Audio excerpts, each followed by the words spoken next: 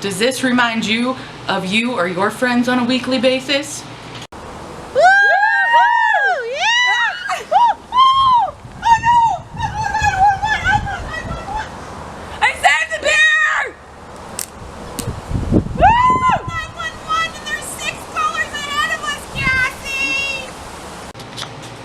You could have pancreatitis.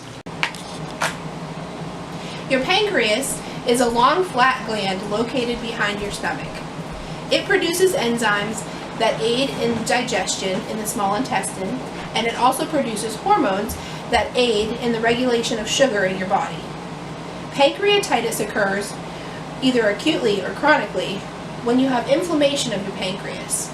This is caused when the enzymes become active in the pancreas itself before they get to the small intestine. This is considered self-digestation. Risk factors that cause pancreatitis include alcohol, which allots for 45% of causes. Also included are gallstones, cystic fibrosis, lupus, and increased triglycerides. Signs and symptoms of pancreatitis include severe abdominal pain or swelling, Oh my God, my abdominals!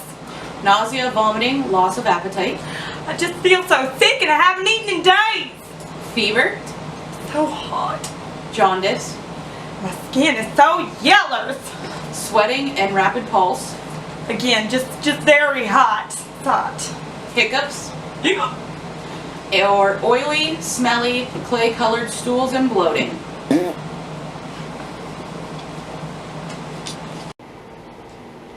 Complications of pancreatitis are caused when scar tissue develops. This leads to loss of function, digestive problems, or diabetes. Other complications include pseudocysts, bleeding or infection, difficulty breathing, or hypovolemic shock. In some cases, parts of the pancreas can die, leading to necrotizing pancreatitis. So, call your doctor for persistent abdominal pain or go to the ER for intractable pain. After you have made the appointment with your doctor, there's going to be some testing he's going to want to do when you get there. Two major blood tests are going to include the serum amylase and the serum lipase. A couple other tests that may be done. First is going to be your CBC. This will show a rise in the white blood cells. You will have a liver function test, a bilirubin, a CT scan. He may also want to do an abdominal ultrasound.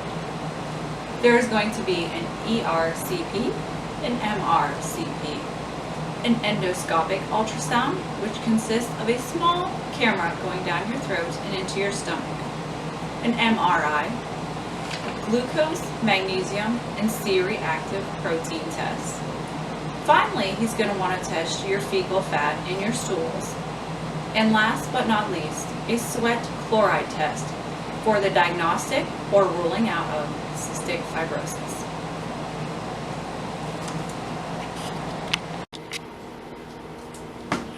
Once you've been diagnosed with pancreatitis, depending on the cause of the pancreatitis, they're generally going to put you on an NPO diet, which means they're not going to give you any food or fluid via mouth to allow the pancreas to recover.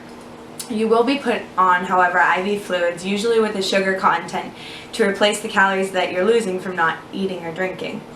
Antibiotics are not usually indicated due to the signs and symptoms being caused by the inflammatory process from the pancreas enzymes. It's unnecessary, and it can lead to fungal or superinfections if antibiotics are used. In a mild pancreatitis, oral feedings can be resumed when pain and anorexia subside. But if you've been NPO for over a week, usually a nasojejunal feeding tube may be placed. In a severe pancreatitis, more than likely the patient will be admitted to ICU, and analgesics, pain medications, will be given to the patient to control the pain. Also, a nasojejunal feeding tube again will be placed. If the patient is unable to tolerate that feeding tube, then TPN fluids will be placed and given to the patient to replace the calorie loss. In treatments for complications that occur with pancreatitis, such as gallbladder pancreatitis, a cholecystectomy may be indicated. Usually, if a patient has a gallbladder pancreatitis, they have to have their gallbladder removed, or you're going to have recurrent pancreatitis episodes after. With pancreatic duct disruption, the placement of a drainage tube using a CT guidance is indicated, as well as a transpapillary stent of the pancreatic duct. A nasopancreatic tube attached to an external collecting duct is also utilized. A pancreatectomy to excise part of the pancreas is also indicated, as well as a Whipple procedure, which removes part of the small intestine, the gallbladder, and the pancreas. In a pancreatic pseudocyst abscess, the percutaneous aspiration of the cyst is complete, as well as in infected pancreatitis necrosis, aspiration of the pancreatic tissue to culture and identify an infection is indicated, which usually shows up as a gram-positive bacteria. Once that is indicated, then the patient will be given antibiotics to control the infection, and it will be aggressively treated with debridement and drainage to remove the dead tissue and clean out the infection. And by the way, you can live without your pancreas if you don't mind the meds, like the pain meds. They're gonna make you not poop. The antibiotics, they're gonna give you diarrhea. The pancreatic enzyme supplements, the insulin, bam, in your arm, in your butt. You like those needles? I don't think so. So why don't you just take up yoga, cut the fat, and join some AA, dog. This commercial today was brought to you today by the letter P.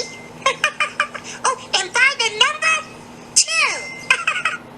and by the students of Mercyhurst class of 2015, an ad against alcohol abuse